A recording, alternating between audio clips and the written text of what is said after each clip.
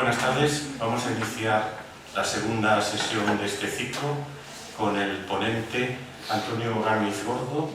Es arquitecto natural de Huetortájar, aunque ha desarrollado toda su vida profesional en Sevilla, a donde fue a estudiar la carrera de arquitecto en la Escuela Técnica Superior de Arquitectura.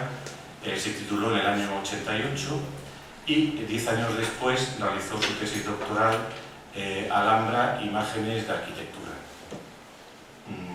en la que ya se veía pues, su vocación de estudiar la arquitectura a través de las imágenes fundamentalmente, y también pues, volvía al tema de Granada, a pesar de que siempre ha vivido desde entonces en Sevilla.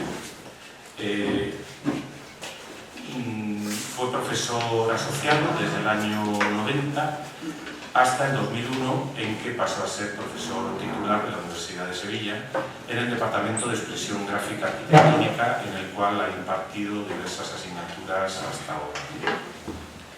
Y ha dirigido también sus trabajos de fin de máster y fin de carrera, en general sobre temas de paisaje urbano, en ciudades como Carmona, Jerez, Málaga y algunas otras ciudades de Andalucía. Es miembro del grupo de investigación del Laboratorio de Arqueología y Arquitectura de la ciudad desde el año 2007, y sus líneas de investigación pues, son el análisis de la arquitectura a partir del dibujo, analizando paisaje urbano y territorial, sobre todo la evolución entre los siglos XVI al XIX. También ha desarrollado un trabajo sobre la Alhambra y sobre esas otras ciudades de Andalucía. Ha escrito varios libros. El primero de ellos, Alhambra de Granada y Reales Alcázares de Sevilla, un libro con dibujos de sus alumnos del año 94. Después de realizar su tesis doctoral, aunque no la publicó con un volumen completo, pero sí hubo dos libros que tienen contenido de esa tesis, publicados por la Universidad de Sevilla, como son La Alhambra de Nazarí, apuntes sobre su paisaje y arquitectura, y Ideas sobre análisis, dibujo y arquitectura. También ha publicado otros libros sobre fotografías y grabados antiguos de Vejer, que es su segunda residencia, aparte de Sevilla. Y finalmente su libro más importante hasta ahora, que es Alhambra, imágenes de ciudad y paisaje hasta 1800, publicado por el Legado Andalusí en el año 2008, al que seguirá pronto otro con las vistas ya del siglo XIX. Ha publicado más de 30 artículos y capítulos de libros en revistas como Expresión Gráfica Arquitectónica, que es donde más artículos tiene, Patrimonio Histórico, del Instituto de Patrimonio Histórico, Archivo Español de Arte o la revista Goya, y ha participado fundamentalmente en los congresos de expresión gráfica arquitectónica y de historia de la construcción. Y dentro de nuestro equipo de investigación, pues es el que se ha encargado de buscar las imágenes históricas de las 11 ciudades que vamos a estudiar, de las cuales pues, hoy nos va a poner un extracto, porque me imagino que es imposible condensar en una hora de conferencia todo ese trabajo realizado hasta ahora. Bueno, pues muchas gracias.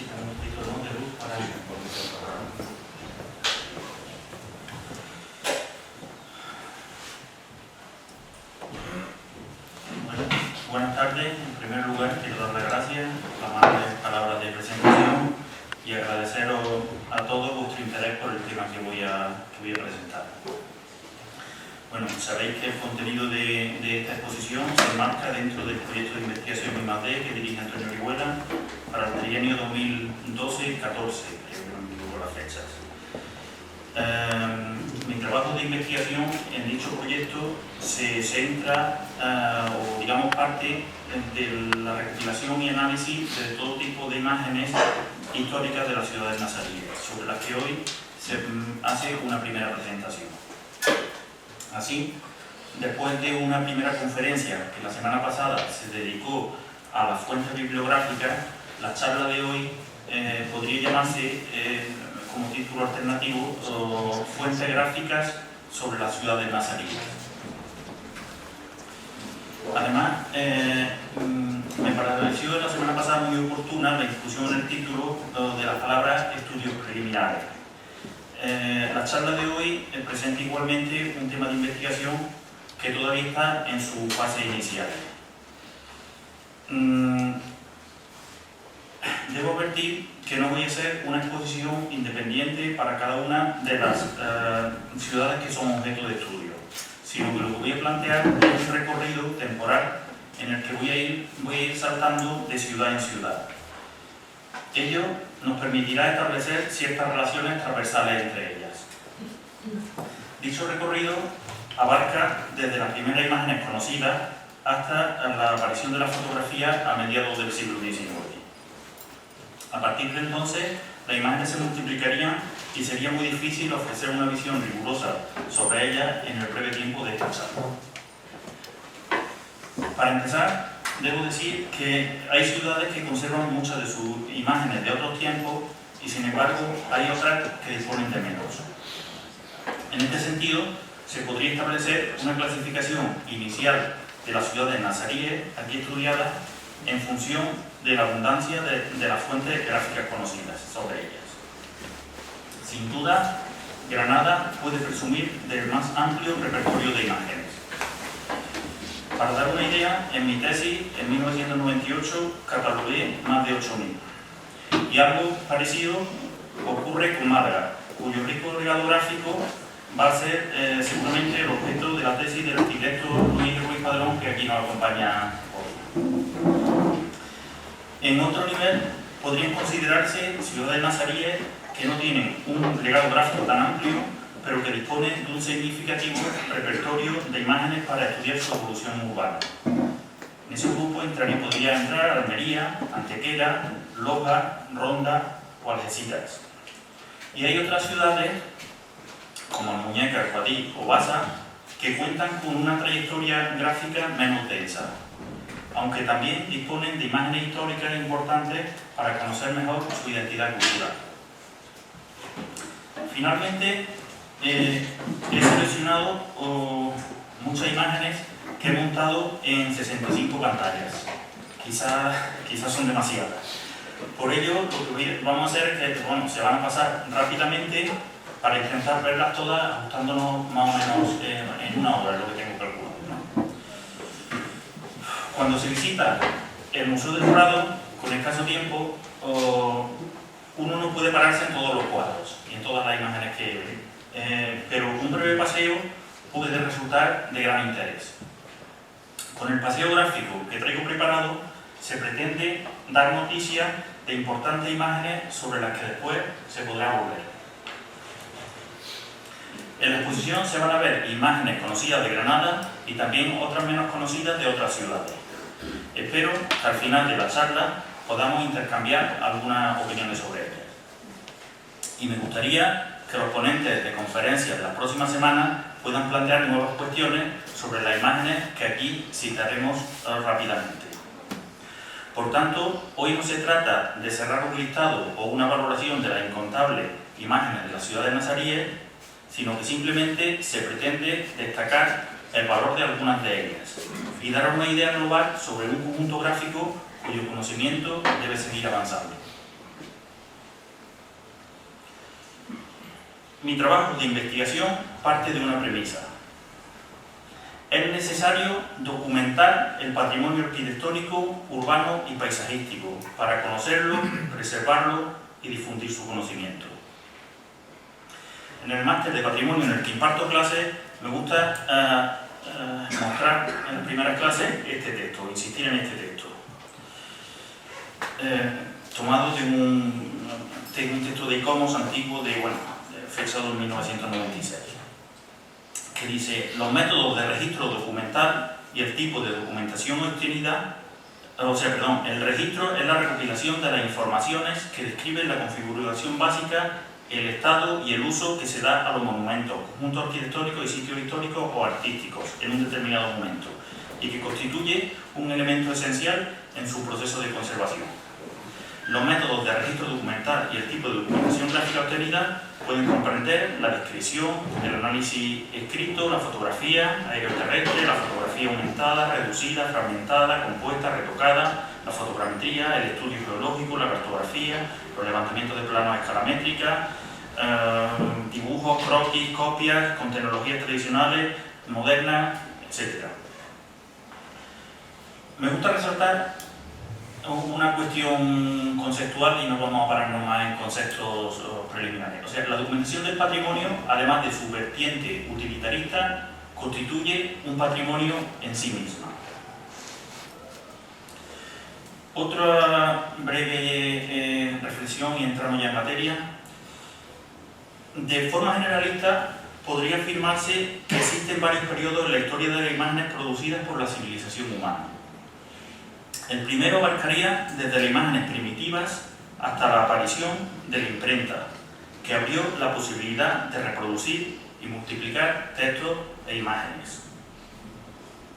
La aparición de la fotografía, desde entonces hasta la aparición de la fotografía a mediados del XIX, se marca otro periodo que llega hasta la actual revolución informática y las actuales imágenes digitales. Según he comentado antes, aquí en esta charla vamos a ver imágenes de ciudades nazaríes desde la aparición de la imprenta hasta la llegada de la fotografía. Los dibujos producidos en este periodo tienen mucho valor documental, pero tienen el inconveniente o tienen el problema, que deben interpretarse caso a caso, evitando en la medida de lo posible generalizaciones. Para ello, para dicha interpretación y análisis, las imágenes históricas pueden compararse con imágenes actuales o de otros tiempos o imágenes de otros tiempos, tomadas desde similares puntos de vista. Y también resulta interesante comparar dibujos de un mismo autor en distintas ciudades. En este sentido, debo decir que tras mi tesis doctoral sobre los dibujos de la Alhambra, empecé a estudiar dibujos de Sevilla y Córdoba con motivo de los cursos de doctorado que impartí con Rafael Manzano durante 6 años. Dicha investigación se extendió también a Cádiz y en concreto a Jerez de la Frontera y ahora se extiende a otras ciudades nazaríes. En esta trayectoria investigadora también me ha resultado muy enriquecedora la diversión de algunos trabajos de investigación a los que haré referencia durante la exposición. Aquí traigo un ejemplo de la metodología de análisis gráfico seguida en el caso de Carmona, con el arquitecto Pablo Montero.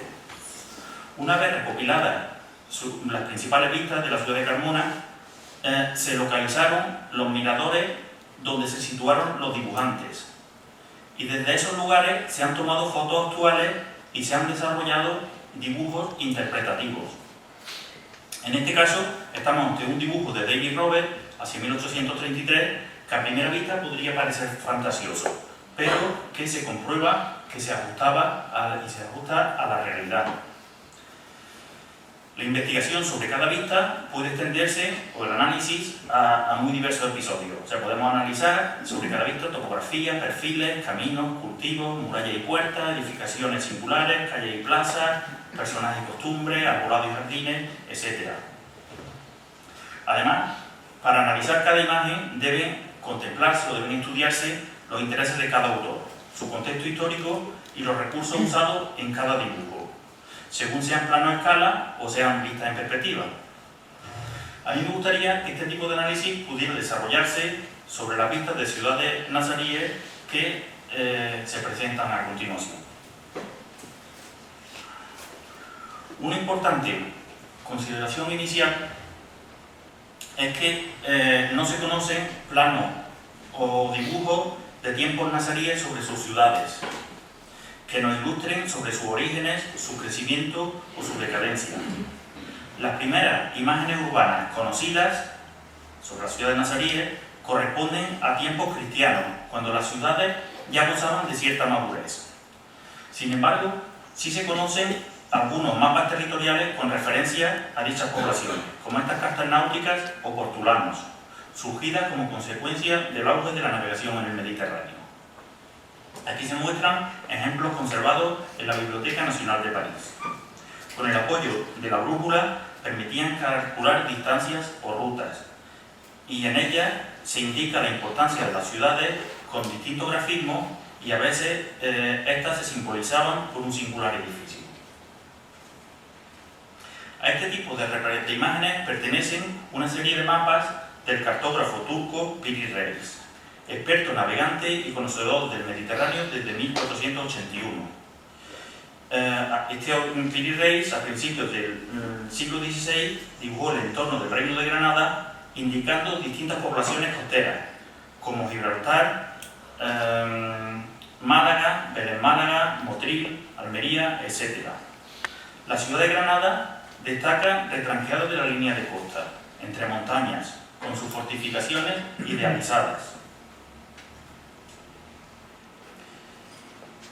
Aunque las imágenes medievales se caracterizaban por la falta de verosimilitud entre la realidad y el dibujo, desde mediados del siglo XV las vistas de ciudades se aproximarían más a la realidad física.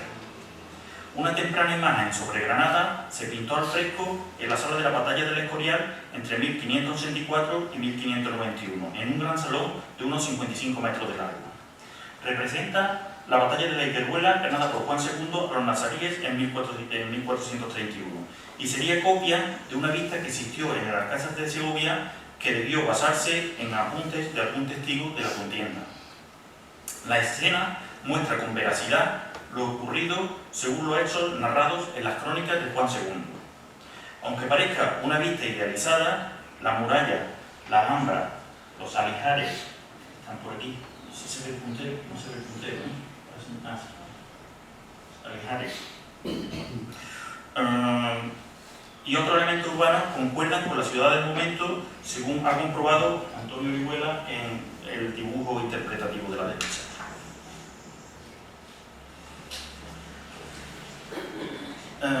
Las representaciones talladas en los respaldos de la sillería de la Catedral de Toledo constituyen la primera colección de vistas urbanas nazaríes. Entre 1489 y 1495 se plasmaron, con cierta vocación de realismo, escenas de la conquista de 41 poblaciones arrebatadas para los nazaríes, más otras 7 sin identificar. Fueron publicadas por la Universidad de Granada en 1985, con un estudio del profesor Juan de Mata Carriazo del año 1927. Recientemente, Antonio Orihuela y Luis García Pulido han revisado y puesto al día dicho estudio. En el tablero de Granada, arriba a la derecha, figura la Alhambra. ¿La vemos? El río Darro recorre el interior urbano. Destacan las cubiertas de teja árabe, los ajimeces volados y una torre que podía corresponder con el alminar de la mezquita mayor. Arriba a la derecha aparece también el Palacio de los Alijares, con similares cubiertas a las dibujadas en los frescos de las salas de la batalla antes citadas. Y en primer plano destaca la emotiva escena de la rendición y entrega de llaves de la ciudad por parte de Boabdil, arrodillado ante Fernando el Católico. Especialmente curiosa resulta la sillería de Málaga, donde se escenifica la tentativa de asesinato que un musulmán trató de perpetrar contra los reyes católicos. Algunas escenas se refieren al asalto de plazas fuertes, en las que se usan armas de fuego como elementos determinantes de la contienda, frente a las tradicionales lanzas y ballestas, como ocurre en Alhama, Ronda, Loja o Íllora. Otras ilustran la rendición de fortalezas, haciendo visibles los demoledores efectos del uso de la artillería durante el asedio, como ocurre en Álora o Moclín. En Málaga o Santa Fe aparecen las tiendas de campamento establecidas por los reyes católicos al sitiar las fortificaciones. Y sobre Almería hay 3 escenas que se dedican a los preliminares, la rendición y la entrega de la ciudad. En la lenta evolución de la vista urbana hacia una mayor verosimilitud, destaca un excepcional óleo anónimo sobre Granada datable hacia el año 1500. Muestra la coronación de la Virgen con el Niño. Como fondo aparece Granada y La Vega, con minuciosos detalles que evidencian que no es una vista imaginaria. Hacia 1937, Diego Angulo publicó un artículo fundamental para su estudio, actualizado por Antonio Orihuela, que redibujó la ciudad para su mejor comprensión. Llama la atención el exagerado tamaño, vamos a ver si se ve, así, el exagerado tamaño del Carmen de los chapiteles, muy sobrelevado, ya que no se vería desde La Vega, donde está idealmente realizado el dibujo, pues lo ocultaría la colina de la Alhambra. Este aspecto, esta cuestión ha llevado a pensar, o me ha llevado a pensar, a proponer en mi libro, que el gran capitán fuese el posible promotor de la obra pictórica, que quiso resaltar este edificio del que era propietario.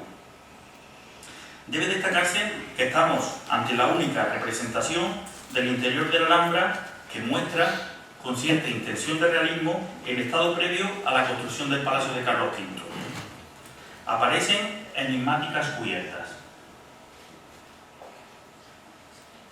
o torretas nazaríes que serían derribadas pocos años después, y sobresale el alminar de la antigua mezquita que también sería demolida. Hacia 1548, Pedro de Medina publicó otras vistas esquemáticas de las ciudades nazaríes en su libro de las grandezas y cosas memorables de España, con diversas reediciones posteriores. Incluye dibujos simbólicos sin valor documental, que se repiten en distintas ciudades de la misma obra. También son imaginarias las representaciones de Granada y de la Peña de los Enamorados, incluidas en la obra de Sebastián Muster, objeto de distintas ediciones desde mediados del siglo XVI. Estas vistas serían copiadas o reinterpretadas por Francisco Varello en 1579 y más tarde en 1713.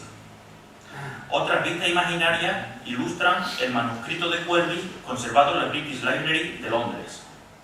Quelvis estuvo en Granada en noviembre de 1599.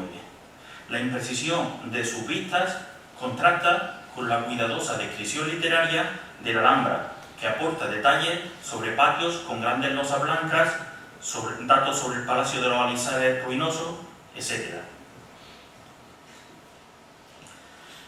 Bajo la influencia de Felipe II, aparecieron en España dos importantísimas colecciones de vistas urbanas dibujadas por Joris Hohenagel y Anton van den Wingaerde hacia 1563-67.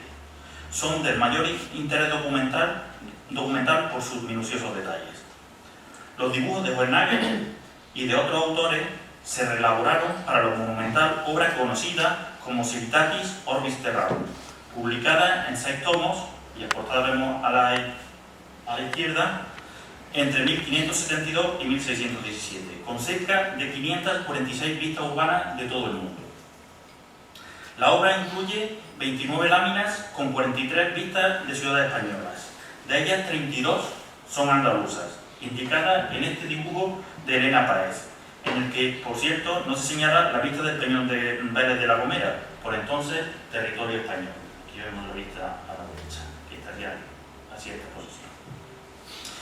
Esta obra tuvo un gran éxito editorial y numerosas ediciones, además de plagios en los siglos XVII y XVIII, que si al final os queda gana podemos ver los plagios, si no pues lo pasamos y no tiene una historia. La otra gran colección de vistas españolas del siglo XVI son las de Wingaerde, inéditas hasta finales del siglo XX. Fueron publicadas y estudiadas por Richard Kagan en 1986 y por Montserrat Galera en 1998.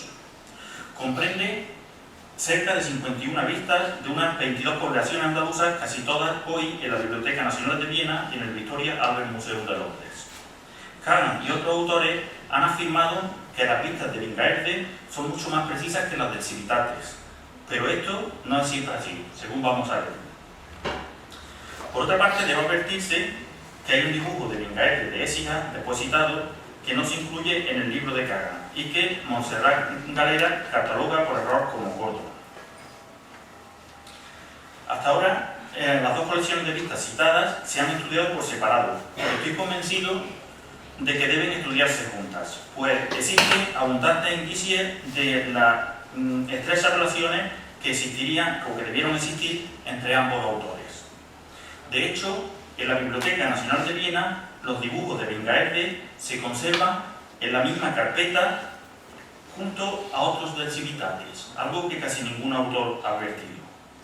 Y además debe considerarse que Wingaerde hizo un primer viaje a Málaga en 1564 para asistir como reportero de guerra al Peñón de Vélez. Y hemos visto una vista del Peñón de Vélez en el Civitates.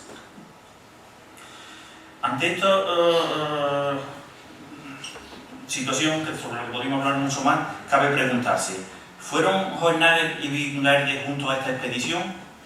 ¿Estarían destinados los dibujos de Wingaerde a ilustrar el Civitates? Para tratar de arrojar algo de luz sobre estas cuestiones y sobre el carácter de estos dibujos tan importantes, voy a realizar breves comentarios sobre dos vistas de ciudades andaluzas que no son nazaríes. Me voy a salir un poco del marco que tenemos y que he estudiado anteriormente, sobre Vejer y sobre Écija. El propio grabador del Civitate decía que las ciudades deben dibujarse mostrando los caminos, edificios y espacios abiertos, y por ello las vistas se retocaban a veces cediendo parte de su exactitud para ganar en facilidad de comprensión, y para ello se utilizaban puntos de vista elevados. Al estudiar el dibujo de Hohenagel de Vejer que vemos arriba y localizar su punto de vista, que se indica abajo a la izquierda, se constata cómo, con la imagen de la derecha, se sobreelevó imaginariamente su punto de vista para incluir en su dibujo el entorno geográfico del sur peninsular, incluso las costas de África. Fijaros, si se ve, cómo esta costa que dibuja aquí es justamente lo que se ve en el Google Earth, el programa Google Earth, donde sube y fijaros incluso las costas de... Las costas de África son coincidentes con el dibujo. O sea, dichos elementos no se perciben desde este punto, pero con el programa de Google Earth sí sorprende la correspondencia del dibujo con la realidad geográfica. O sea, es un dibujo muy sofisticado en el que se combina una vista del natural con un mapa territorial en perspectiva, de forma imaginaria, pero con sorprendente realismo. En Écija, los dibujos de Wingaerde y Hohenagel, cuyos pormenores he publicado recientemente, están ambos fechados en 1567 y sus puntos de vista son coincidentes, pero sus visiones son muy diferentes. Son diferentes. El dibujo de Wingaerde, en este caso, es menos exacto, pues comete el error de omitir toda una porción de ciudad. Aquí vemos toda esta porción que está junto a la puerta de entrada del puente. De aquí.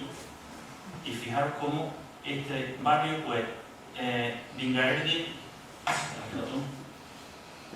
lo omite, que la realidad es como lo dibuja Hohenagel y no como lo dibuja Wingaerde. En Granada resulta conocido el procedimiento gráfico de Wingaerde, que realizó dibujos parciales de las ciudades de La Vega, uno de la mitad de la izquierda, otro de la mitad de la derecha y uno más de los primeros planos, con los que después realizó el cuidadoso montaje que vemos a continuación. Seguramente se trata de la mejor vista en la historia gráfica de Granada, con numerosos detalles de interés que no nos vamos a parar a comentar. Hohenagel también dibujó Granada desde La Vega, aunque con menos precisión que Wingaerde, e incluyendo personajes en primer plano. Traigo aquí una rareza bibliográfica, que es una edición previa de la vista de Granada, que inicialmente compartía láminas con Barcelona, pero ya en la primera edición Granada fue sustituida por Écija. Se trata de una visión muy poco rigurosa de Granada desde La Vega, que ni siquiera incluye el Alhambra ni los arrabales extramuros. Wingaerde y Hohenagel también coincidieron en un punto de vista cercano al dibujar Granada desde el Valle del Jerez. Se puede constatar la similitud de sus dibujos de la Alhambra. Aunque ambos dibujaron la torre de la Mezquita Real junto al Palacio de Carlos V, desaparecida pocos años después. Y ambos dibujantes plasmaron la Alhambra desde el Albaicín o sus inmediaciones, en este caso con diferencias en la ubicación de sus puntos de vista, pero aportando valiosos detalles, como la grúa en el Palacio de Carlos V, entonces en construcción, u otros pormenores que se explican en el libro de 2008. Antequera, al igual que ocurre en el caso de Alhama, tiene la suerte de contar con imágenes de Hohenagel y Wingaerde, aunque en este caso sus puntos de vista fueron distintos y complementarios, y por ello tienen el mayor interés documental. No se conocen otros posibles dibujos realizados por Wingaerde en esa ciudad, pero yo sospecho, sin mayores fundamentos, que debió hacer. Seguramente habría otros dibujos de dicho autor. Loja no cuenta con vista de Wingaerde, pero sí de Hohenagel. Pero se da la circunstancia de que entre los dibujos de Wingaerde conservados en la Biblioteca Nacional de Viena se encuentra este dibujo original para la plancha del grabado publicado en el Civitates, hasta ahora inédito y que aquí se presenta por primera vez. Igualmente inédito es este dibujo original de Belén Málaga, que serviría como base para la plancha del Civitates, también conservado junto a los dibujos de Wingaerde de la Biblioteca Nacional de Viena. Ambos dibujos son previos al grabado y por tanto de mayor precisión para analizar la estructura urbana y el sistema defensivo de dichas ciudades. En el caso de Málaga, Wingaerde realizó 4 dibujos fechados en 1564, con motivo de su citado viaje al episodio bélico del Peñón de Vélez. Uno de ellos es un dibujo preparatorio parcial y otro una vista completa. Además, realizó 2 tanteos o detalles parciales. El dibujo de la Alcazaba es imaginario y de escaso valor documental. Wingaerde no podía ver la Alcazaba desde el aire y al acometer esta perspectiva aérea resultan irreales los patios dibujados y el número de torres. Hohenagel se ubicó en Málaga en un punto de vista distinto a Wingaerde. En este esquema elaborado por Luis Ruiz Padrón se indica dónde se situarían ambos dibujantes. Wingaerde tomó una vista desde la Alcazaba, aquí vemos, con 330 grados. Y la vista final la realizó desde un punto de vista imaginario en el mar, aproximadamente sobre con 210 grados. Sin embargo, la vista de Hohenagel es más realista y elige un punto de vista junto a la costa, donde el sistema amurallado le impidió ver el interior de la ciudad. Pues bien, en este otro esquema de Luis Ruiz Padrón se explica cómo Wingaerde realizó una barbaridad gráfica para conseguir una visión más expresiva de la ciudad. Cogió la ciudad dibujada de la Alcazaba y la copió tal cual en la vista general, tomada desde un punto de vista alejado e imaginario sobre el mar. O sea, la vista del mar es fiable en sus primeros planos, pero el interior urbano corresponde con lo que se ve desde la Alcazaba.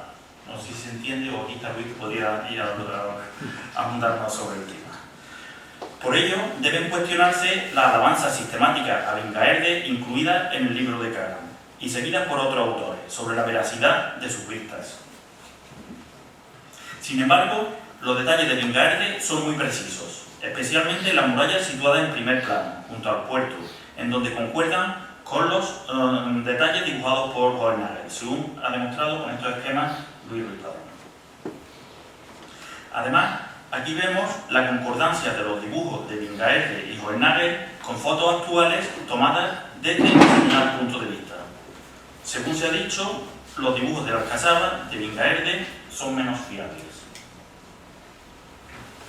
Wingaerde también nos legó otras excelentes vistas del campo de Gibraltar en las que aparece Algeciras encuadrado en su territorio.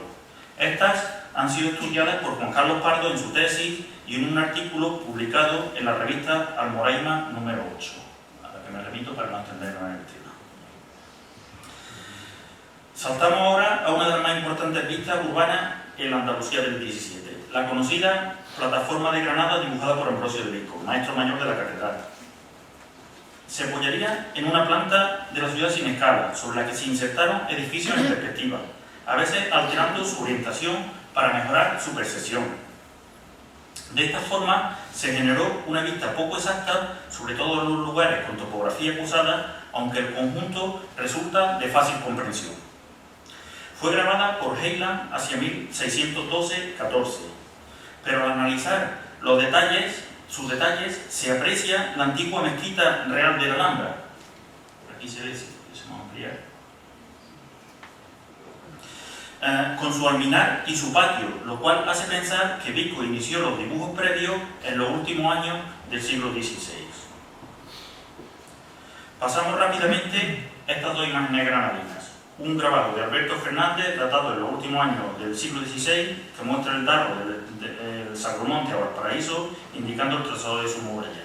Y el otro, un dibujo anónimo, muy esquemático, estudiado por Antonio Orihuela, fechable hacia 1620, que representa la traída de agua a la ciudad de Granada desde la acequia de Ainadana. Hacia el siglo XVII existen representaciones pictóricas de la ciudad de Granada con cierto interés, como este cuadro de la Alhambra de Juan de Sales, conservado en la Casa de los Tíos, copia del original perdido, fechado en 1636. Y a la derecha, otro cuadro sobre la ciudad de Antequera, conservado en la iglesia de Santo Domingo de dicha ciudad, que hace referencia a los azotes de las epidemias y que parece guardar ciertas concordancias con la realidad.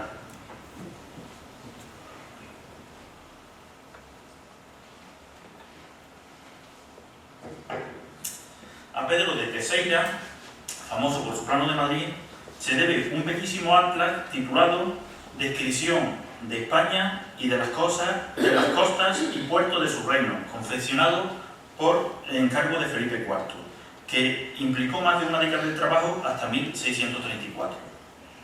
Se encuentra en Viena y no ha sido publicado hasta el año 2002. Incluye muchas ciudades andaluzas: Ayamonte, Huelva, Cádiz, Sanlúcar, Gibraltar, Algeciras, Estepona, Marbella, Fuengirola, Málaga, Torre del Mar, Belén Málaga, Castelldefels, Almería. Aquí se han elegido estas tres. Y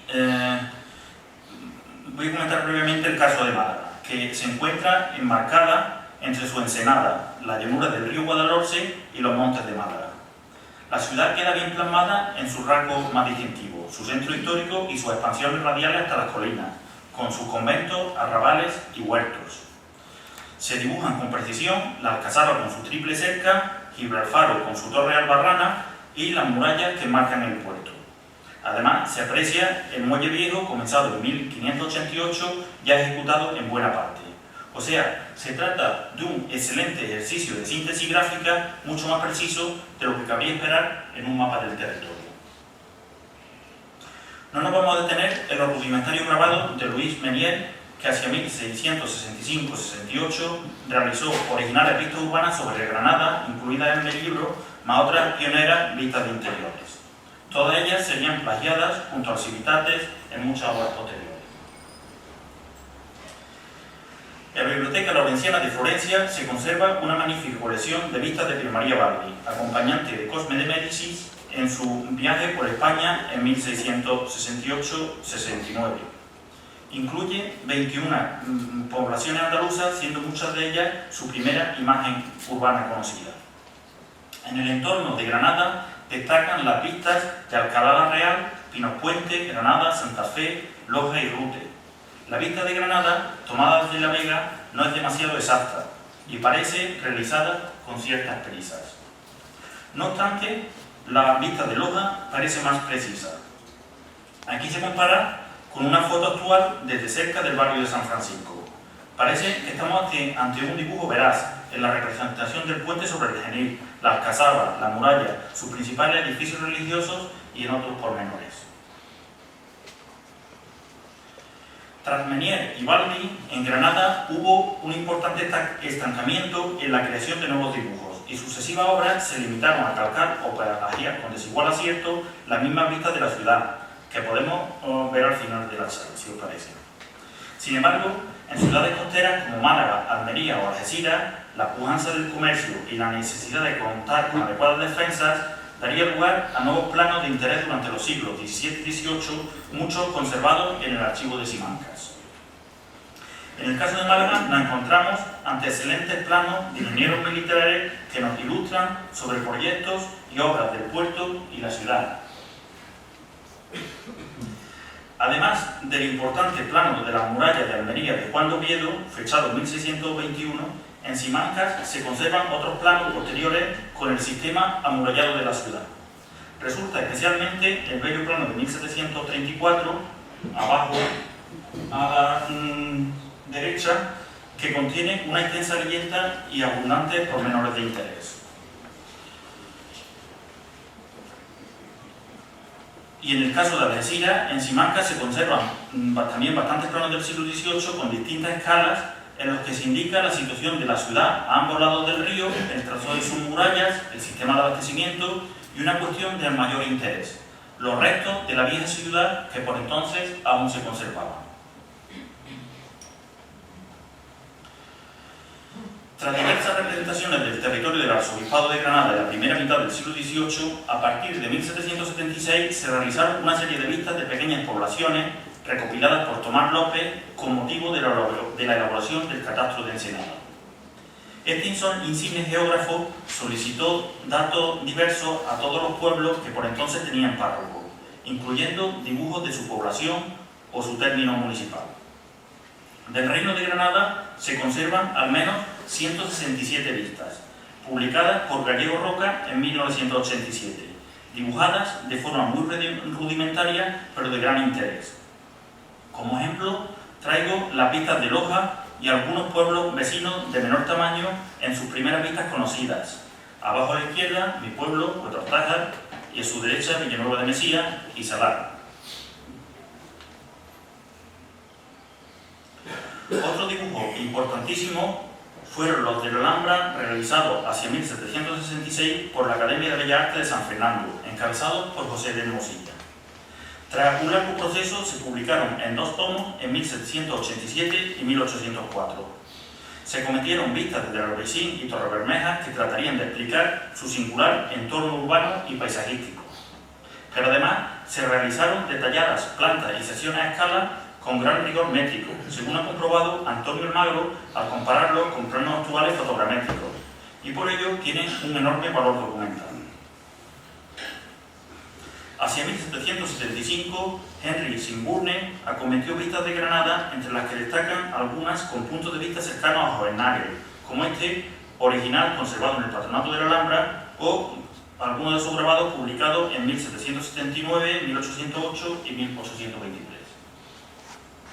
Richard Twist también publicó hacia 1775 otra singular panorámica de la Alhambra de Albaicín, con menor precisión en su detalle. Y hacia 1798, el pintor Fernando Marín acometió un singular óleo, hoy de propiedad particular, en el que se representa minuciosamente la ciudad de Granada desde el Valle del Darro. Un destacado viajero ilustrado, Francis Carter, realizó 10 vistas publicadas en 1777, de Gibraltar a Málaga, incluyendo Ronda y Marbella. A Málaga le dedicó 3 panorámicas, con puntos de vista complementarios entre sí, que aportan interesantes datos, aunque la catedral se dibujó con 2 torres, una de las cuales aún hoy no ha sido concluida, como todos sabemos. Volviendo a principios del 18, aquí se presenta el primer plano de la ciudad de Málaga, acometido a la izquierda hacia 1717 por el ingeniero flamenco Bartolomé Turus, que trataría de solucionar un viejo problema del puerto de Málaga, la acumulación de sedimentos en el fondo de la dársena. Para ello, dibujó este bello plano de la ciudad y sus contornos con gran atención al recinto amurallado, ya que también se trataría de fortalecer las defensas de la ciudad. Además, se dibujó el callejero señalando edificaciones importantes y se representaron zonas de huertas junto a los arrabales y el relieve con sombreado, todo ello diferenciando lo existente en rojo de lo proyectado en amarillo. Y sobre este otro plano de la derecha, producto de los aires renovadores del reinado de Carlos III, se ha dicho que es el más importante monumento cartográfico de Málaga. Su autor fue Josep Carrión de Mula, en el año 1791. Tiene grandes dimensiones, unos 2 metros por 1,60, y una gran perfección técnica. Incluye el callejero completo y las manzanas de la ciudad más una extensa leyenda. Es un documento esencial para cotejar las transformaciones del tejido urbano medieval que sería muy transformado a partir del siglo XIX. Además, recoge con precisión el trazado de murallas, torres y puertas, en un momento en que su demolición estaría próxima. En Granada hubo también un importantísimo plano equivalente al citado de Málaga, levantado con nuevos métodos científicos por Francisco de Dalmau hacia 1795 y publicado como grabado en 1796. Su enorme valor documental para estudiar la trama urbana podría ser objeto de alguna tesis doctoral, como se ha hecho en Sevilla con el Plano de Olavide de 1776 o con otra tesis en marcha en el caso de Córdoba sobre su plano de 1811. A principios del siglo XIX debe destacarse la monumental obra de Alexandre Laborde, que recorrió gran parte de España con un excelente equipo de dibujantes y pintores y que publicó su obra en 4 tomos entre 1808 y 1820. El tomo 2, publicado en 1812, incluye 29 vistas andaluzas sobre Córdoba, Granada, Sevilla, Loja, Málaga, Gibraltar y Cádiz. Entre las 11 vistas exteriores granadinas, aquí vemos estas 4 del Darro, una de las cuales incluye un acueducto hoy desaparecido que suministraría agua a parte de la ciudad y que quizá hoy podría reconstruirse. Veamos ahora algunos planos de tiempo napoleónico. Resulta bastante conocido el interés de Napoleón por la cartografía. Sus conocimientos del terreno, basados en una precisa cartografía científica, facilitarían sus movimientos bélicos y sus brillantes victorias.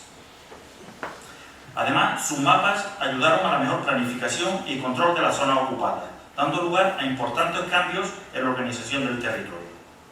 En los archivos militares franceses se conserva un nutrido repertorio de mapas y planos de gran calidad sobre Andalucía, como estos de Granada y Málaga, pendientes del estudio. Por otra parte, en el Servicio Geográfico del Ejército Español y el Instituto de Historia y Cultura Militar también se conservan importantes planos realizados por militares españoles sobre muchos enclaves defensivos. Como ejemplo, vemos estos planos de la ciudad de Ronda, quizá poco conocidos y que parecen tener gran valor documental. Igualmente bellos son estos planes militares de Belén Málaga, de los que hay distintas variantes o copias, todas ellas cuidadosamente dibujadas.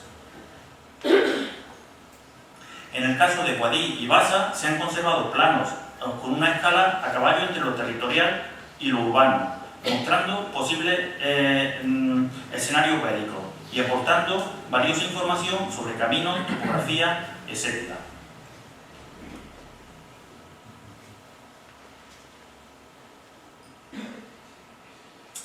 Iniciamos el tramo final de esta charla adentrándonos en el siglo XIX. Por entonces se multiplicaron los dibujantes que viajaron por Andalucía, generando un valioso legado gráfico sobre sus paisajes urbanos. Algunos fueron verdaderos poetas al dibujar nuestras ciudades, y sus vistas publicadas como litografía o grabados tuvieron un enorme éxito editorial. Entre ellos, cabe destacar la figura de Richard Ford, un hispanista muy conocido por sus escritos que hacia 1831-33 realizó cientos de vistas urbanas por toda España que aún hoy no se han publicado. Como ejemplo, traigo esta bella vista inédita de Loja de Ford, quizá inspirada en otra anterior de Laborde que vemos a la izquierda. Además, abajo puede verse el dibujo original y el grabado de la vista de Loja de David Roberts, un reconocido pintor paisajista, autor de cerca de 250 dibujos sobre Andalucía, hoy en museos de todo el mundo.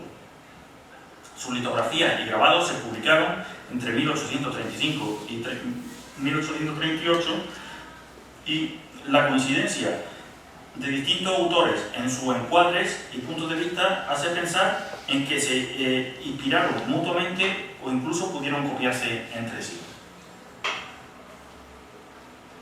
Así, en Ronda, Ford eligió para dibujar el mismo lugar que Roberts. Además, debe considerarse que Roberts publicó muchos grabados que se basaron en dibujos originales de Ford, por ejemplo, sobre Santiago de Compostela, Plasencia, etc. Y por otra parte, Roberts a menudo hacía variantes de sus propios dibujos para satisfacer las peticiones de sus clientes que querían algo exclusivo. Habría que comprobar si aquí en Ronda ocurrió algo de lo dicho, utilizando fotos actuales que permitan cotejar el valor documental de estos dibujos. En este caso, vemos la coincidencia de puntos de vista entre Ford, John Lewis y Roberts en sus espléndidas panorámicas de Alhambra desde los vecinos. Puede comprobarse cómo la distancia entre la torre de la iglesia de Santa María y el Palacio de Carlos V es casi idéntica, una singular coincidencia. Yo no sé si se ve desde ahí, quizá demasiado pequeño, pero fijaros la torre de Comares y la torre de Santa María. Fijaros la torre de Comares y la torre de Santa María. O sea, esos dibujos están copiados o situados exactamente en el mismo punto. El caso de Roberts se varía un poquito.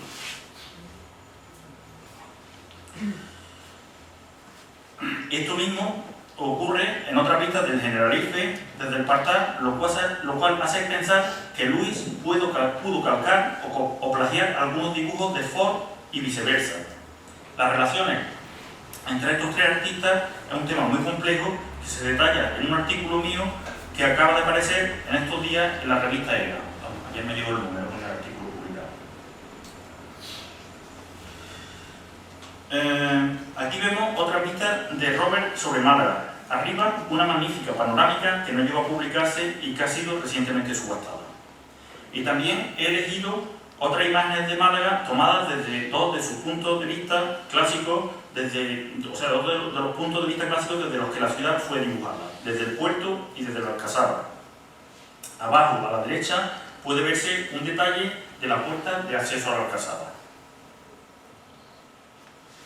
En el caso de Antequera, aquí se presenta un dibujo inédito de Lewis, que no fue publicado, y otras pistas más tardías. A la derecha, una imagen publicada en el libro de Louisa Tennyson en 1853, que se realizaría con soporte fotográfico. Y abajo se muestran los parecidos dibujos de un poco conocido pintor alemán. George Vivian fue un dibujante inglés que viajó por nuestras latitudes hacia 1834 y que publicó más de 20 vistas urbanas andaluzas entre 1838 y 1839. Córdoba, Sevilla, Málaga, Cádiz, Gibraltar, Belén, Málaga y el acueducto de Almuñécar, que nos ha montado aquí. Aquí vemos una del Valle del Darro y otra de la desaparecida volumetría del Convento de los Mártires, una vista muy interesante, más otras vistas de Málaga y Vélez Málaga. El poco conocido arquitecto y restaurador francés Nicolas Chapuis, cercano a Viollet-le-Duc, fue otro excelente dibujo cerca de 30 vistas paisajísticas sobre Andalucía. Todas ellas son muy precisas, pues por primera vez se basarían en primitiva fotografía o daguerrotipos, una invención que tuvo una rápida difusión desde 1839. Chapuis dedicó 5 preciosas vistas a Granada. Aquí vemos una sobre la ciudadela de Alhambra, en la que aparecen reconstruidas las murallas que volaron los franceses. Y son bastante interesantes las vistas de Almería, que incluyen sus murallas que vemos abajo. Además, Chapuis elaboró 5 preciosas vistas sobre Málaga y otra sobre Belén Málaga, que vemos arriba a la derecha. Traigo aquí una de las vistas de Chapuis de Málaga, que fue objeto de una bella reinterpretación pictórica que hoy se encuentra en el Museo Thyssen de Málaga, por el pintor Barrón y Carreño. El estudio de los pintores paisajistas en Andalucía, la segunda mitad del XIX, es otro importante capítulo en la historia gráfica de nuestras ciudades, cuyo análisis podrá seguir progresando en un futuro próximo. Fijaros que son idénticas, la pintura y que calcó tal cual y reinterpretó con técnica magistral la vista de Chapuis. Los 12 volúmenes de la obra Recuerdos y Bellezas de España de Francisco Javier Parcerisa incluyen una importantísima colección de imágenes del patrimonio monumental español, de gran valor, pues se obtendrían a partir de daguerrotipos. Curiosamente, en la vista del Tomo de Granada, publicado en 1850, se incluyen algunas casi idénticas a las que ya había publicado Girold de Plangey años antes, hacia 1837. Pero en los casos de Málaga y Almería se ofrecen nuevos puntos de vista. Tenemos una vista general de Málaga, la entrada a la Alcazaba y esta vista de la muralla de Almería y otra vista más de Almería. Una de las aportaciones gráficas más sobresalientes en la historia de nuestras ciudades fue la obra del arquitecto Alfred Guedon, titulada España a vista de pájaro, publicada hacia 1853-55, con 25 vistas de España, de las que 12 se dedican a Andalucía. Se ha comprobado, en un artículo que está publicado, que sus vistas se obtuvieron a partir de fotografías tomadas por Clifford mediante ascensión en globo, lo cual supuso una revolución en la forma de representar las ciudades habituales hasta entonces. Estas son las vistas de Granada, tomadas desde el Generalife y desde un punto de vista novedoso, situado cerca de la actual Plaza del Triunfo. Y estas son Málaga y Algeciras, dibujadas por Guedon. Frente a otras ciudades europeas retratadas por Guedon, en que las chimeneas de industria eran protagonistas, nuestras ciudades nazaríes aparecen como conjuntos urbanos consolidados a lo largo de siglos y felizmente inalterados, en momentos previos a las transformaciones que provocarían la llegada de la modernidad y del llamado progreso. Por último, traigo estas vistas de Algeciras de la segunda mitad del XIX con similar punto de vista a Guedon, que reflejan muy bien la identidad paisajística de esta ciudad, con su acueducto y el entorno del estrecho al fondo. Están tomadas desde un camino de herradura hoy desaparecido y solo utilizado por senderistas, el Camino de la Trocha, o antiguo Camino a Cádiz, sobre el que existe un artículo de Ángel Sáez Rodríguez. Sería un camino muy frecuentado en tiempos medievales hasta la segunda mitad del XIX, que acortaba distancias respecto a los caminos costeros, alejando el peligro de los piratas.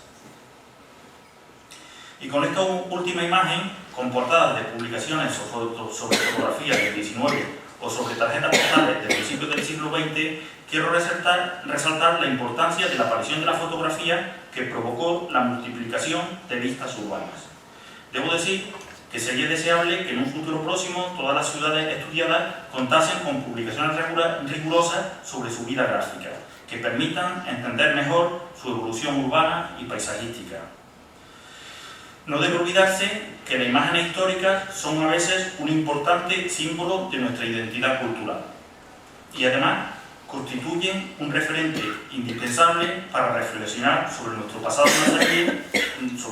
nazarí y sobre el futuro que deseamos para el paisaje de nuestras ciudades en el futuro. Muchas gracias por vuestra atención.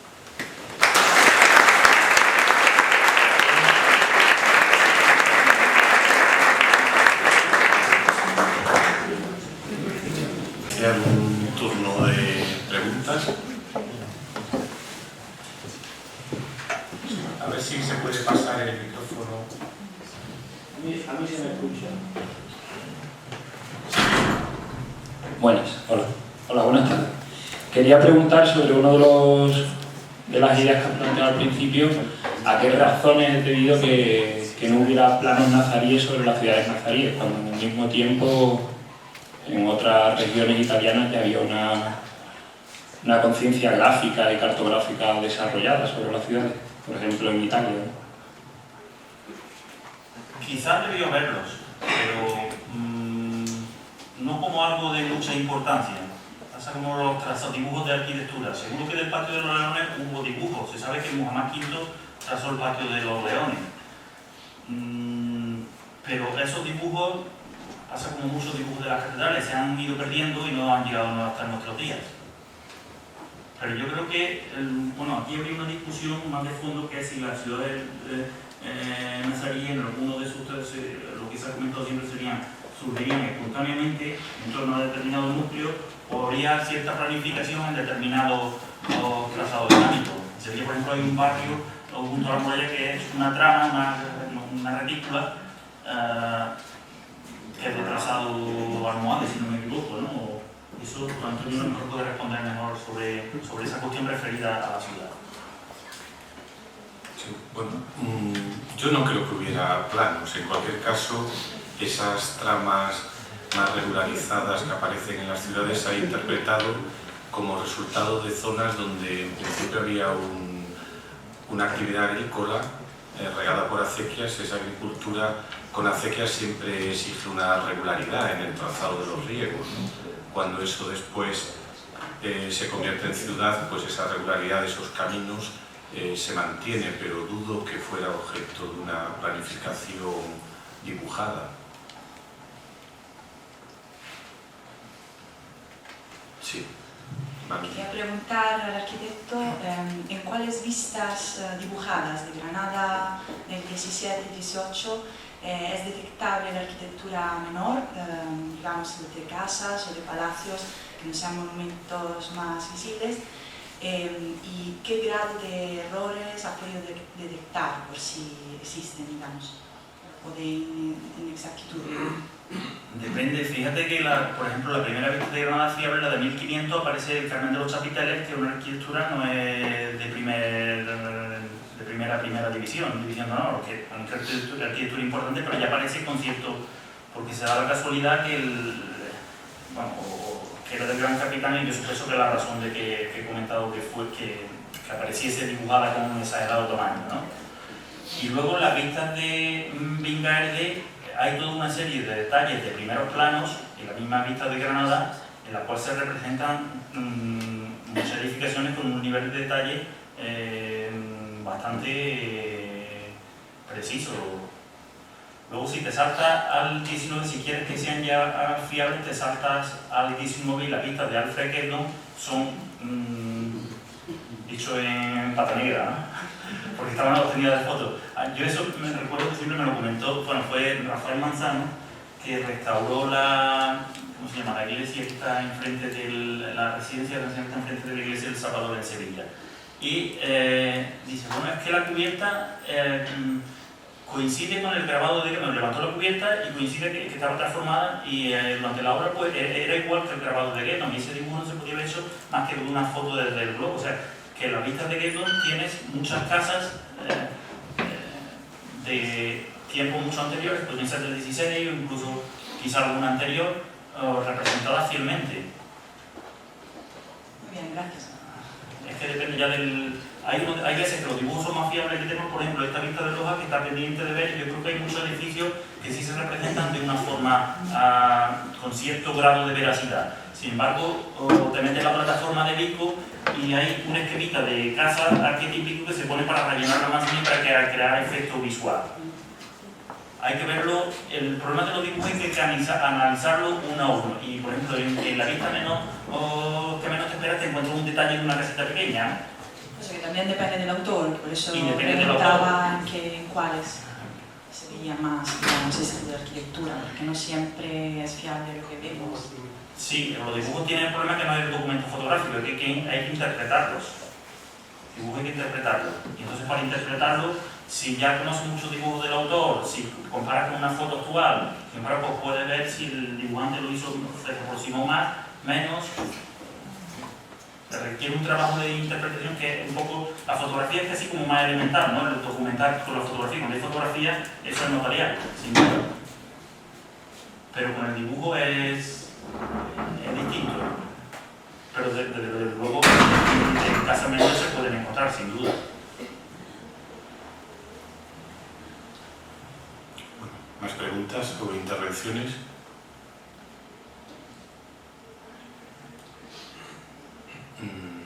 Veo que está por ahí al final Javier Piñas, ¿no? Y le invito, como gran especialista en la fotografía de Granada del siglo XIX, pues le invito a que participe con alguna intervención. Bueno, yo sobre la etapa anterior no tengo mucho que decir. Quizás me ha sorprendido un poco el tema de Guénon, es verdad que es un asunto polémico. Yo disiento con mi colega Antonio Gami sobre el tema fotográfico. Clifford, cuando aparece por primera vez en España, por lo menos cuando hay registros de prensa de él, aparece asociado a un globo. Realmente él estuvo en el año 1851 con un aeronauta, con Woolston, montando una especie de espectáculo aeronáutico en Madrid, pero en ningún momento se cita que él utilizara entonces la fotografía, ni siquiera que fuera fotógrafo. El hecho es que este espectáculo se basaba en subir desde la Plaza de Toros con un aerostato y subían cosas tan inverosímiles como señoras y asnos al aire, pero nunca se cita la fotografía. Fue una especie de experiencia bastante fallida y que casi le costó a Clifford la vida, porque en el último vuelo parece que acabaron en un pueblo de Madrid y los aldeanos casi dieron cuenta de ellos a palos y los salvó el alcalde de Milán. Con esto lo que me quiero referir es que la experiencia aeronáutica de Clifford parece que fue bastante poco exitosa y seguramente este asunto no le debió de dejar muchas ganas de seguir viajando en globo. Se supone que pudo estar con Guesdon en el 53 o el 54 tomando fotografías, pero la verdad es que no hay ningún documento que lo demuestre hasta el momento, ni imágenes de Clifford, es decir, no hay fundamento para decir que Clifford hizo fotografías para Guesdon, tampoco lo hay para decir que no las hizo. Sí hay una cosa cierta a la que se refería Antonio y que efectivamente es sorprendente, y es la fiabilidad de las informaciones aéreas que suministra Guesdon y que solo se podrían haber obtenido desde un punto de vista alto y efectivamente con una visión veraz del territorio. Hemos visto antes vistas aéreas de Bingaer, de vistas aéreas simuladas, ¿no? Estas de Guesdon sí parecen vistas reales, pero es posible que se pudieran dibujar desde el globo, es decir, no requería que se hicieran fotografías. Quizás fue el propio Guesdon quien las hizo. No está nada claro el tema de la relación de Clifford con Guesdon. Hombre, yo hay una foto del reverendo Richard Robert que agradece, publicada en el Mundo de la Fe de 1867, ¿no? ¿Tú te acuerdas de la fecha? Que es exactamente coincidente con la vista tomada del triunfo de la vista de Guesdon granadina. Sí, son completamente coincidentes. Entonces el reverendo Richard Robert agradece a Clifford el haberse cedido esa foto en particular, lo cual demuestra que utilizaron la misma fuente documental, o sea que hubo una foto, no un dibujo, o sea que hubo una foto. Bueno, si y respecto a la técnica, es una cosa que es verdad que no acaban de cuadrar. Yo desde luego lo que sí aseguro, y eso como la mano en el fuego y me juego, o no podemos apostar lo que queráis, y eso lo discutí con Vicente yo, que le decía, no es que un buen dibujante con una planta de la ciudad es capaz de dibujar todas las cubiertas, eso es imposible. Los que dibujamos, yo llevo muchos años dando clases de dibujo, digo que es sencillamente imposible dibujarse esa ciudad si no es con un soporte que en vez de daguerrotipo se llamaba como aparecía en el anuncio de prensa de la época. Yo tengo un anuncio de prensa que anuncia daguerrotipo veloz. Los señores Clifford tienen un procedimiento por el que el tiempo de exposición se ha reducido, porque antes el argumento contra esa fotografía era el tiempo que requería la foto, eso lo demás tú lo debes saber mejor que yo. Pero yo he visto por ahí anuncios de daguerrotipo, me da igual si no es daguerrotipo, si es una cámara oscura con 3 velas debajo, pero hubo necesariamente, forzosamente, un artilugio óptico con el cual se tomaron esas pistas. Esas pistas no se pueden tomar a sentimiento. Bueno, yo tengo un amigo que vuela en globo, el tema lo he seguido muy de cerca, ¿no? Y yo creo que en mi artículo de 2004 ofrezco argumentos que haya escépticos o que haya cosas, por ejemplo, en la vista de Guesdon de Córdoba hay errores. El principal convento de la ciudad no lo dibuja. Pues puede ser que la foto se le era tan primitiva, tan rudimentaria, que a ellos se les troquease, ¿no? Yo no sé si eran daguerrotipo, eran las primeras, si tienen los inventos caseros fotográficos, eso lo conocí, lo mejor de 1840-50, el procedimiento que se utilizaba. Lo cierto es que es imposible hacer la colección de vistas que hizo sobre Francia, Italia, Suiza, España en cuestión de 5 años. Esa colección no la puede hacer un dibujante si no tiene un documento veraz que trata. Sí, no, en eso totalmente de acuerdo. Yo lo que discuto es la presencia de Clifford. El libro del reverendo Richard Robert, si mal no recuerdo, lleva otros dibujos inspirados en fotografías de Clifford. Sí, y Richard Rober agradece a Clifford efectivamente que le haya suministrado imágenes, pero esto no quiere decir que le suministrara la imagen del frontispicio, que es la copia de la vista de Guédon. Es decir, que el reverendo pudo usar dos fuentes. Igual Clifford le suministró una copia de la litografía de Guédon, pero no hay en la producción de Clifford hasta el día de hoy ningún rastro de que él realizara fotos aéreas. Que se podían hacer desde un globo, efectivamente. Es decir, en ese momento, en 1854, Clifford trabajaba ya con el calotipo, con los negativos sobre papel. Era factible hacerlo. Si el globo estaba con suficiente estabilidad, se podía tomar una imagen con definición para poder sobre ella trabajar luego en un dibujo. Pero esto no quiere decir que fuese Clifford que le hiciera. Es más, tiendo a pensar que el propio Guédon, pues o él mismo o a través de algún ayudante realizaba estas fotografías, porque lo hace en muchos sitios en Europa, no solo en España, y por ejemplo algunas, la vista desde la silla del Moro no parece que sea una imagen tomada desde el globo, sino sencillamente una pequeña elevación sobre la altura natural que ya proporcionaba el castillo de Santa Elena. Quizá un estudio detallado del sitio exacto y los distintos planos de ciudad que se van viendo nos permitiría ver que no está hecha desde un globo. La otra es inequívoca, la que se hace más o menos desde la altura del hotel, de lo que sería el Luz Granada, ¿no? Aproximadamente se hizo ahí, sí parece inequívocamente tomada desde un globo, y la precisión efectivamente hace pensar que no se pudo dibujar a sentimiento ni en varias ocasiones, porque el globo se movería mucho. Parece una vista simultánea que solo podía captarse fotográficamente. Sí. En eso estamos totalmente de acuerdo, Antonio. No en Clifford, no porque yo me oponga que sea Clifford, sino porque no hay razones ni a favor ni en contra. Yo las razones que veo son muy claras. El libro del reverendo Richard Rober, y luego si Clifford está montando espectáculos en globo y son una vista tomada de globo, pues no lo sé. Además hay otro fotógrafo que lo copió y le vendió el globo por después de la experiencia esa que tú comentas, ¿no? Bueno, es verdad que hay documentos, igual que se dice que Clifford era espía de la reina Isabel II, y se cuentan unos documentos secretos que nadie... Y bueno, a mí siempre me preguntan ¿y dónde están las fotos de Clifford? Que yo quiero las fotos, yo soy un compañero de Valladolid, yo quiero las fotos de Valladolid, porque es que aparece y tal.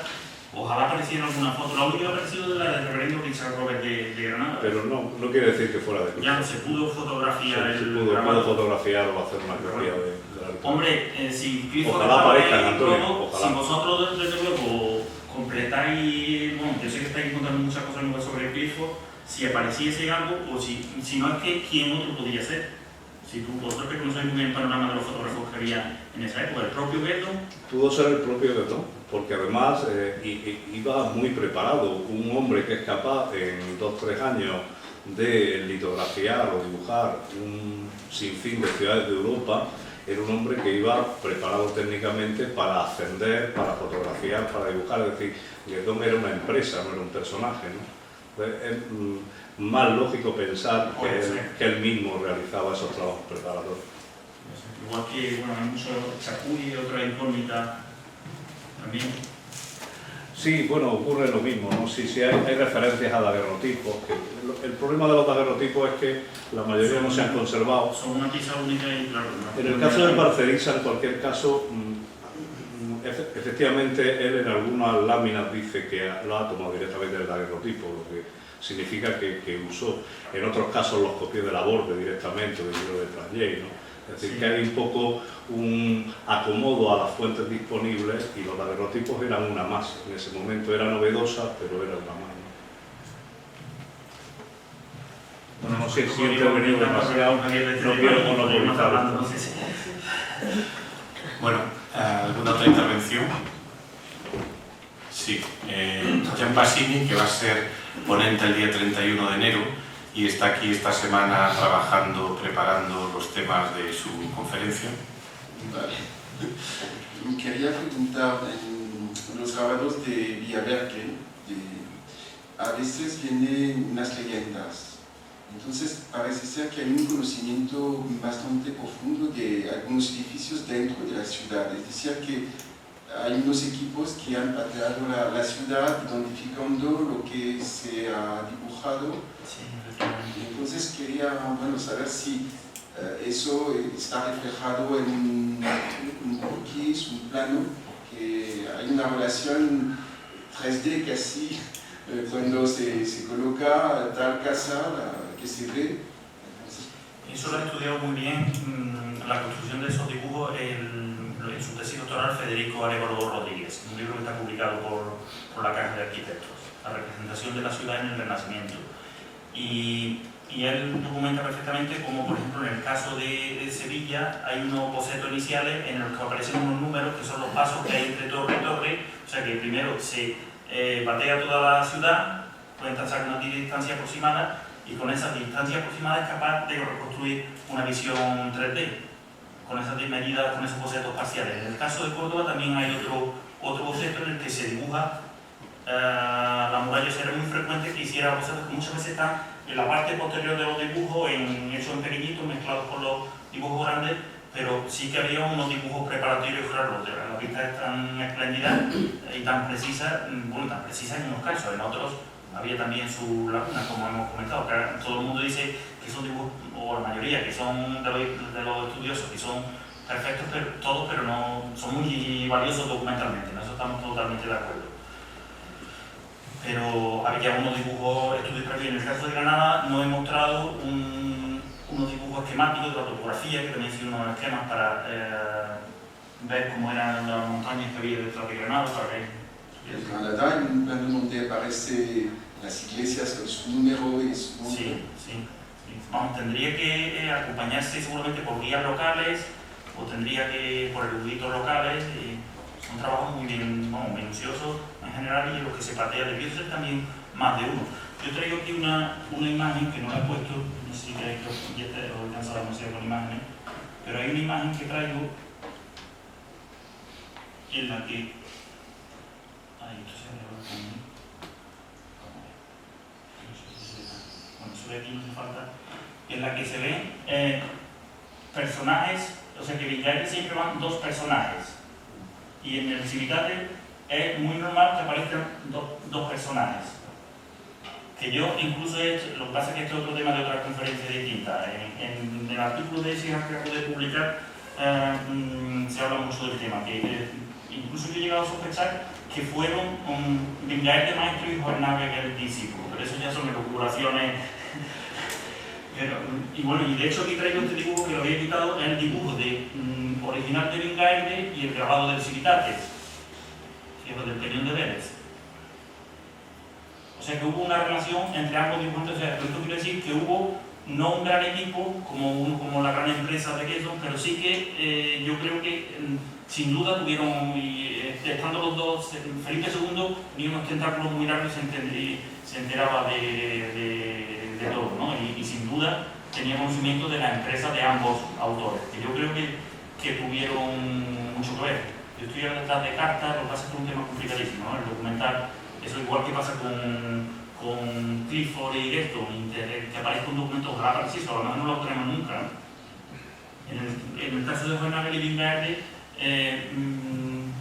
siempre aparecen dos, hay un dibujo que aparecen hasta, mira, aquí aparecen tres.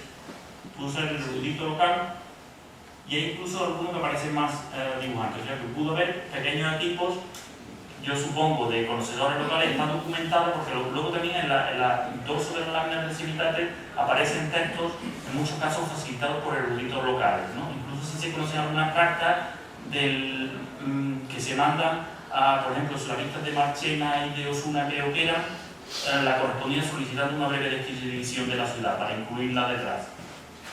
O sea que esta vista no hemos hablado de la descripción literaria que la complementa, que normalmente no aportan demasiados detalles, pero en algunos casos sí que dan noticias de mucho interés. Gracias. Sí, Fidel. Mi pregunta va en relación al paisaje periurbano. Si bien la exactitud de una representación de una vista de una ciudad, más o menos podemos saber hasta qué punto es fiable por la permanencia de la arquitectura, sobre todo la más monumental. ¿Qué opinas respecto a la forma de representación del paisaje, cultivos, acequias, especies arbóreas, etcétera? Mira, está haciendo una pregunta, estoy viendo esta imagen de, o sea, las zonas periurbanas, y lo que pasa es que no vamos a entrar en ese tema de paisaje, ¿no? En el caso de Vejer, fijaros que un pueblo muy bonito y muy bien conservado, fijaros, pues el periurbano no sé si te refiere a estas cosas que están pasando en las periferias de las ciudades, ¿no? Pero vamos, aquí veis, por ejemplo, que este cerro, o sea, que la ciudad es Peral, tomada la foto desde el mismo punto de vista, la iglesia aquí, en la sierra de Granada, como dicen allí, que aquí parece más pequeñita, o sea que hay concordancia, y todo esto que se parecen, por ejemplo, dibujadas Piñas, yo me he encontrado fotos del principio del 19 en que está la Piñas.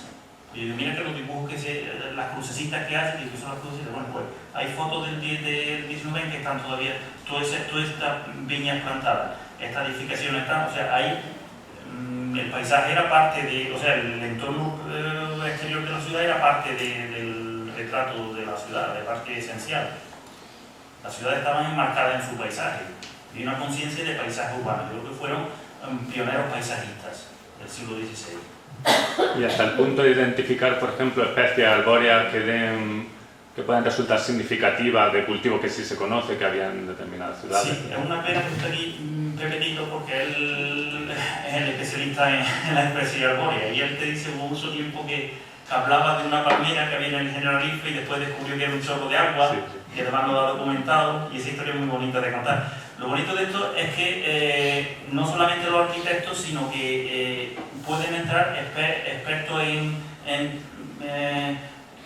vestimentas, por ejemplo, expertos en, como tú dices, en vegetación, en arquitectura, o sea que especialistas en historia, o sea que es un tema abierto para mucha gente, que depende del perfil de cada uno puede encontrar visiones bueno, en este sentido pues yo creo que es deseable el trabajo multidisciplinar. No solamente que veamos los arquitectos, sino que cada uno ve su gente que dibujamos, gente que sabe mucho de historia, gente aquí, la de fue fundamental el historiador local, ¿no? El asesoramiento, porque yo decía, es que está muy exagerada, la torre de la iglesia está muy apuntada. Sí, claro, si es que esa es la que había antes que se hundió.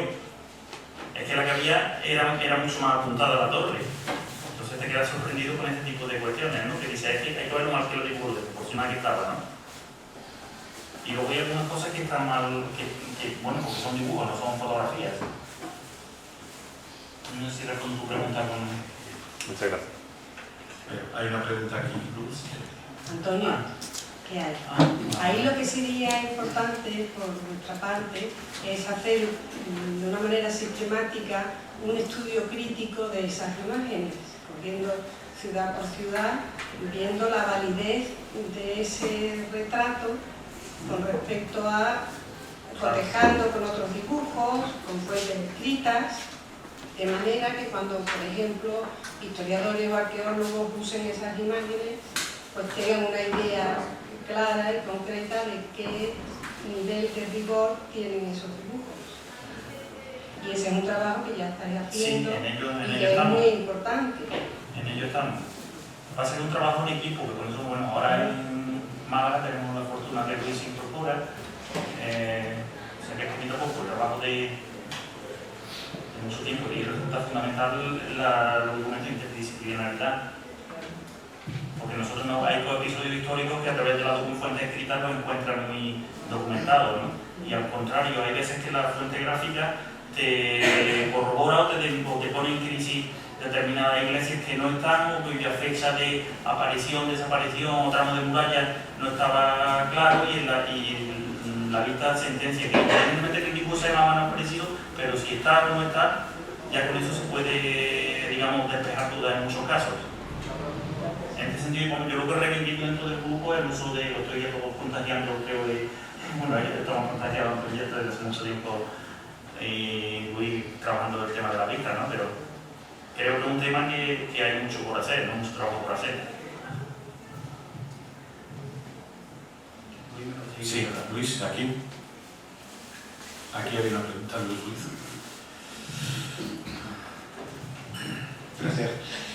Bueno, más que una pregunta era respondiendo a la cuestión cuestión esta sobre la vegetación. En el caso de Málaga que he estudiado recientemente, he podido observar que en el dibujo preparatorio de Vingaerde sí hace mención, por un lado, los cultivos arbóreos de las huertas perimetrales de la ciudad sí representan los volúmenes arbóreos, ¿no? Se notan bastante nítidamente, ¿no? Incluso los cultivos de menor porte lo señalan, ¿no? Marcándolos con leyendas, pone viñas o grano, ¿no? Y luego en el dibujo, en la vista definitiva, sí lo representa mediante grafismo. Ese rótulo es sustituido en el dibujo definitivo por un grafismo que, bueno, pues viene a indicar el tipo de cultivo de que se trata, ¿no?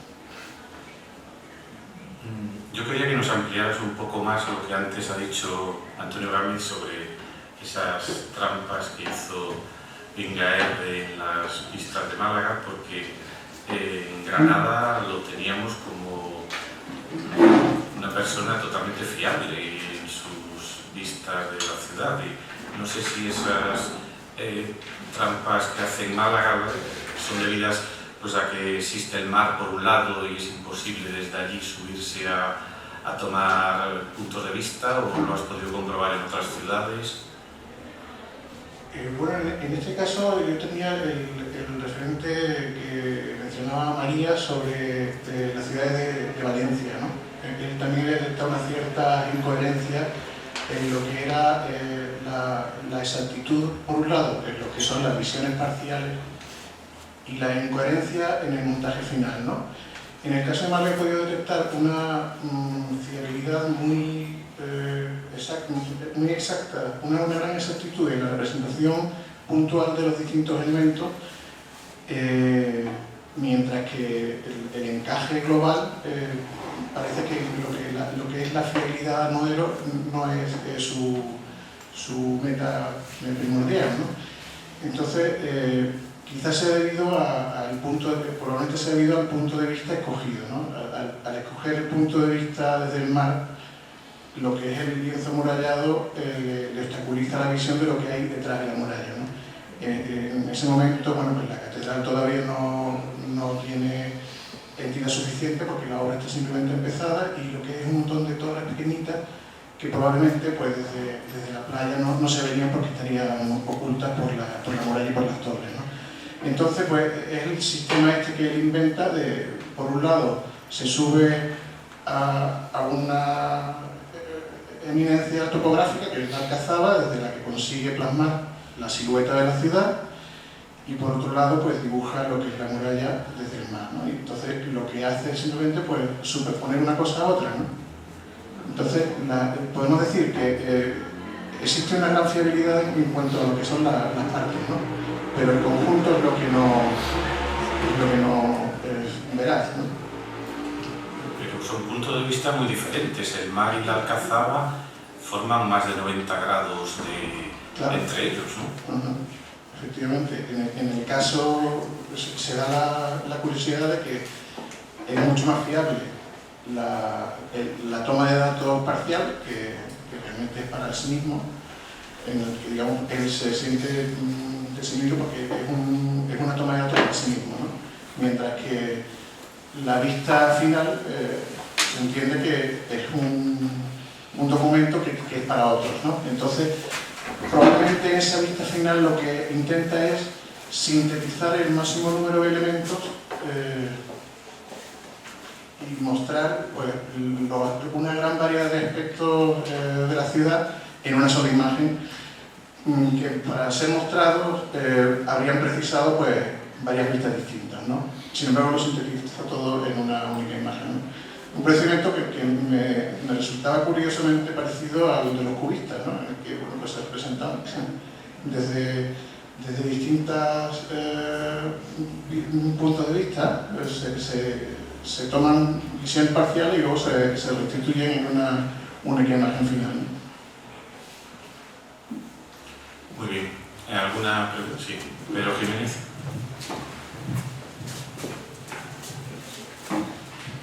Primero voy a felicitarme por la exposición tan bonita y tan interesante como como ya nos quedamos acostumbrados aquí los jueves mínimos, porque no es la primera vez que tenemos la oportunidad. Y quería preguntarte, además de esta documentación, por llamarla de alguna manera documentación mayor, documentación gráfica, que ya es un trabajo evidentemente descomunal, ¿no? A nivel desde el punto de vista de la cantidad de documentos con los que trabajáis. Estáis recogiendo también, está siendo objeto de vuestra atención los documentos gráficos, los esquemas, los croquis que aparecen dispersos en otro tipo de documentación, como la documentación administrativa, por ejemplo, las actas capitulares, los libros de apeo, los libros de censos, o la documentación jurídica, los croquis y plantas y dibujos que aparecen en los pleitos, en la documentación notarial. Ahí se hace lo que se puede. Y por ejemplo, ahora en Simancas ese tipo de documentos se están digitalizando. Lo que no podemos hacer es digital. Eso, en los últimos de años, yo recuerdo cuando yo hice la tesis que yo funcionaba todavía con fotocopias. Y entonces aquello era el trabajo y con diapositivas, proyectando la media de la pared. Y hombre, la revolución informática, yo creo que este trabajo que era algo para 4 locos que éramos, ahora yo creo que es algo muy asequible a todo el mundo. De hecho, a mí me ha sorprendido en Simancas que hay mucha más documentación que forma parte de pleitos, forma parte de... Es un artículo muy bonito de dibujos de pleitos que ha publicado, me parece, Pirachi hace poco, que aparecen representaciones de ciudades. Me falta mirar si de esas, preguntarle si de esas hay alguna en la salida, claro, que pueden aparecer. O sea, que hay un campo abierto de trabajo, desde luego inmenso, ¿no? Y estoy recordando que es un plano de reparación de la muralla de Loja, magnífico en Simancas, que creo que no lo hemos llegado a comentar, de 1595, que son en temas de reconstrucción del dinero, que es lo que debe para que el dinero, entonces con el dibujo parece que es algo como más convincente que den el dinero si lo dibujan, ¿no? Y le hace la petición que no si se pide dinero sin justificar. Cuando han preguntado antes la intervención anterior, yo creo que no había un plano de la ciudad de Nazarí, de época nazarí me refiero, pero que si había algo serían croquis serían con función recaudatoria, es decir, que pudiera haber croquis de determinadas partes para saber quién tenía que pagar y cuándo. Probablemente sí. ¿Alguna pregunta más?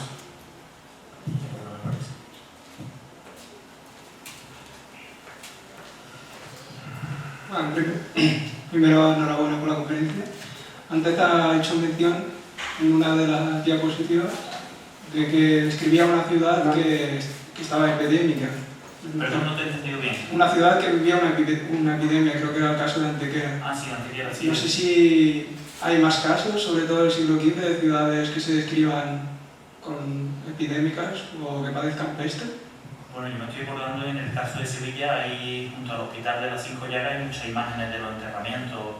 En el libro de iconografía de Sevilla hay, solo la menos Magdalena que se acuerda mejor que yo, de las obras históricas que también se ve de esa época, no sé si son de la de Antequera, no me ha dado tiempo de fecharla. La tengo fotografiada, pero ni está bien fotografiada. He tomado un libro que limita, pero vamos, como ejemplo yo creo que es muy ilustrativo. Y todo el tema de los pintores, de los pintores paisajistas, otro tema. En el artículo que hicimos para la revista Goya, pues fue una sorpresa el encontrar un cuadro paisajista del siglo XVIII, un cuadro de Fernando Marín, encargado por el conde de Maure, como está el artículo, lo hemos pasado a la imagen rápidamente, ¿no? Y bueno, la obra de la pintura es otro universo. La pintura ya del diseño de los paisajistas, eso es otro tema vastísimo, que en el caso de Granada lo que pasa es que la pintura es más difícil sistematizar porque hay una y están en colecciones particulares, que van apareciendo poco a poco, ¿no? Pero vamos, ahí sí que hay gente investigando el tema de pintura y afortunadamente se están dando a conocer también las casas de subastas, ya digitalizan las imágenes y rastreando catálogos de subastas, pues te encuentras también muchas sorpresas de vez en cuando. En el caso de los enterramientos, yo me acuerdo de memoria de lo de pestes o de este tipo de cosas. Bueno, esta y yo mismo de memoria no me acuerdo más, pero vamos, si me acuerdo y me mandan un correo cuando lo mismo de aquí a 3 meses me cuento una, o lo mismo te espera 3 años y no aparece nada. Es que esto es impredecible, ¿no? Carlos Sánchez presentó el otro día una colección de vistas que se ha encontrado en el British Museum, importantísima, y bueno, porque nadie no la conocíamos y estábamos todos un poco, los amigos que comentaban el tema, pues sorprendidísimos con los nuevos hallazgos. Ahora afortunadamente está aflorando mucha documentación gráfica gracias a las técnicas digitales.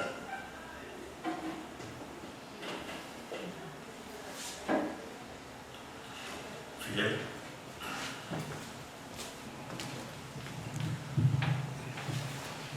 ¿Existe la misma sinceridad a la hora de representarlo? Me he fijado que Vingaerde especialmente no se corta en representar las grúas para representar los edificios en construcción, pero con el edificio en ruina o cualquier otra pista que pueda dar indicios de periodo de abandono, etc., ¿existe también ese mismo criterio? O sea, la pista de la borde tiene vocación arqueológica.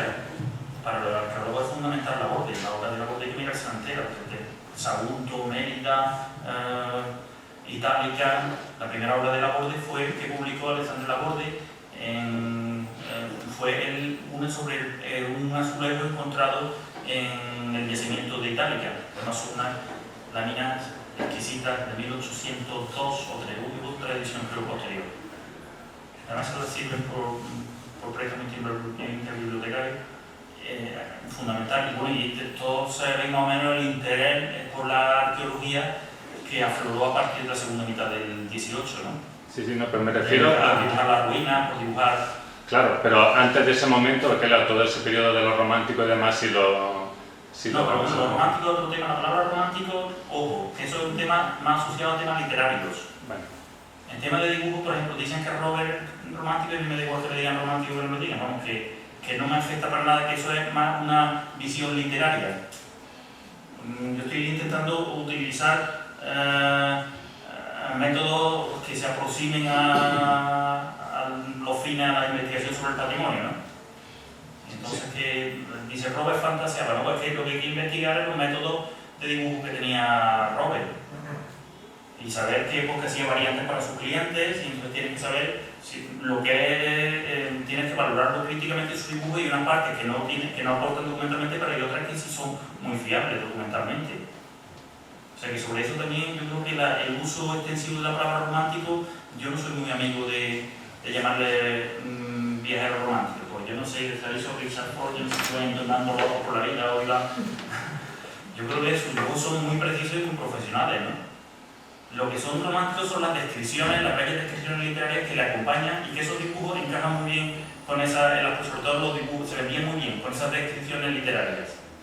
Pero yo lo miro desde una óptica de profesor de dibujo, no de profesor de literatura. Yo creo que eso hay que tener mucho cuidado. Claro, pero... Perdona, no sé si te corté una pregunta. No, es que precisamente era eso lo que estaba preguntando, porque anteriormente a ese gusto por ese sabor pintoresco y exótico que podía ofrecer un viajero que llegase a Granada a retratar el estado decadente de la arquitectura de la ciudad, etc. Pero en estas primeras vistas, por ejemplo, en la de Vingaerde, no he llegado a fijarme si llega a representar esos edificios que sin duda estarían con... Claro, los románticos han existido siempre, y Vingaerde por algunos dibujos también era romántico, y en el siglo XX todos tenemos un poquito de romántico. Yo creo que eso es una tendencia emocional que tenemos todos los seres humanos en determinados días que nos coge el día más flojo y somos románticos, ¿no? Pero yo creo que esa es una teoría del romanticismo que yo soy muy escéptico. Vamos, de hecho, los que catalogan a Richard Ford de romántico, es que el problema es que se está perdiendo, por ejemplo, de Robert, cuando le dijeron que lo importante es que era paisajista, no que era romántico. Para mí se están adjetivando o etiquetando de forma inadecuada a determinados autores. Lo importante es que representaba el paisaje, y que tenía interés por el paisaje, y que sabía componer un paisaje, dibujarlo, y tenía interés por restos arqueológicos, tenía interés, pero lo de romántico es otro concepto literario que se ha exportado, yo creo que en algunos casos con poca fortuna, en algunos casos no está más, al campo del dibujo. Respecto a Robert, precisamente, si no recuerdo mal, sus orígenes eran como escenógrafo de teatro. Sí. Sí, ¿verdad? Sí. Es que siempre parece que tiene esa cualidad para traer dramatismo a las escenas incluso más simples. Y entonces a lo mejor ese toque que comenta Fidel, y que yo llamaría también romántico, simplemente por apreciación, se puede deber a la exageración, pero es decir, no al falseamiento, sino a la habilidad para... Yo diría que es un poeta, realmente. Sí, hay algo... Pero romántico no es lo mismo que poeta. Vale. Llamarle poeta mejor. Es una cualidad, creo que tiene esa cualidad de... Poeta de la línea. Sí. Por cierto, fue Roberts el que dibujó también la Esfinge, ¿verdad? Sí, tiene varios dibujos. De Tierra Santa tiene una serie... Sí, pues efectivamente en uno de sus dibujos de la Esfinge pone la salida o la puesta del sol justamente al contrario para conseguir un efecto dramático. Es decir, que de vez en cuando puede haber esa necesidad recurso de pintor, igual que son recursos de pintor, pero vamos que lo que hay que valorar, lo que a nosotros nos interesa como investigadores es la fiabilidad de ese documento. Valorar y saber cuándo sí, igual que siempre inventaba, todo el mundo le gusta, pues las mujeres orientales y dibujaban los harenes, porque eso había demanda y se vendían muy bien esos dibujos. Pues, ¿qué vende? Robert, ¿qué quiere? Otro dibujo, pues era su oficio, su profesión. Y si había demanda de eso, pues dibujaban, comían de eso, vamos. Aparte de lo hacer muy bien, ¿no? Que era un poco el demanda de, digamos, tirar de lo literario. Y en esos dibujos hay que saber discernir lo que es verdad de lo que hay cosas, escenas que se montan, porque ellos iban tomando bocetos parciales y luego en la litografía los personajes a lo mejor incluso los metía otra persona, que no eran ni suyos, ¿no? Sí. Javier Piñas.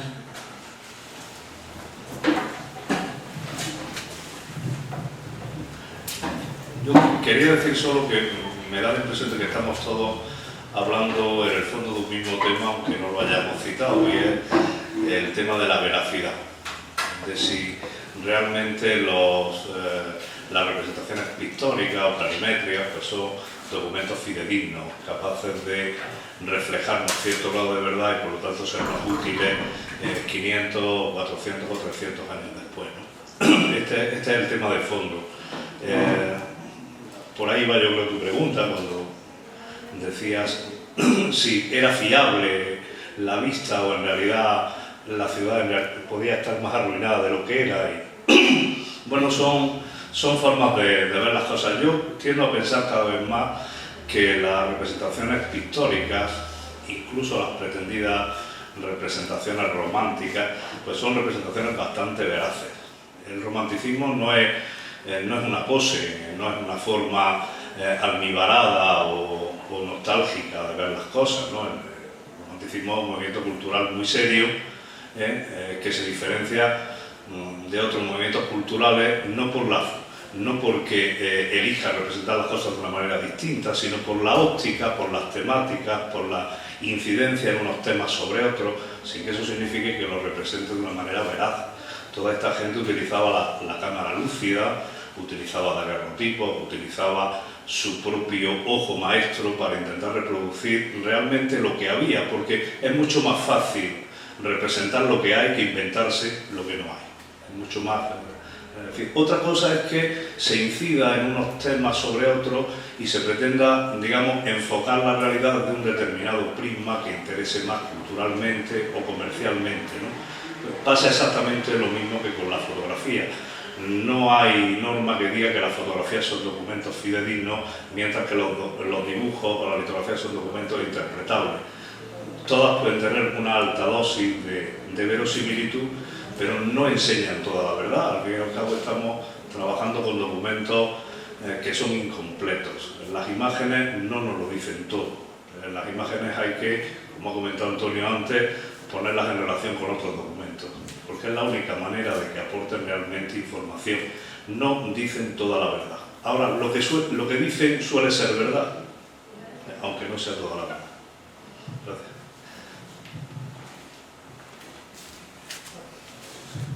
Bueno, en algunos casos mejoran un poco la realidad, porque aquí el famoso dibujo de Luis de la ventana de la casa del Chapín, que se ve como fondo de la imagen de la ventana el Generalife, pues si nos ponemos ahí en esa crujía desaparecida donde estaba, pues vemos que el Generalife se sale un poco por la izquierda del cuadro de la ventana, y ahí, digamos, la mejora de la realidad fue que puso el Generalife tal y como se veía, pero lo centró un poco en la ventana para mejorar el dibujo, y por el mismo precio pues tenemos el dibujo de la ventana y el dibujo del Generalife en un solo plano, ¿no? O sea que son cosas que hoy día, pues con los planos fotogramétricos y los medios técnicos que tenemos, pues es muy fácil de descubrir esas pequeñas licencias, que no llamaría deficiencias, son como licencias poéticas del dibujante para mejorarlo, ¿no?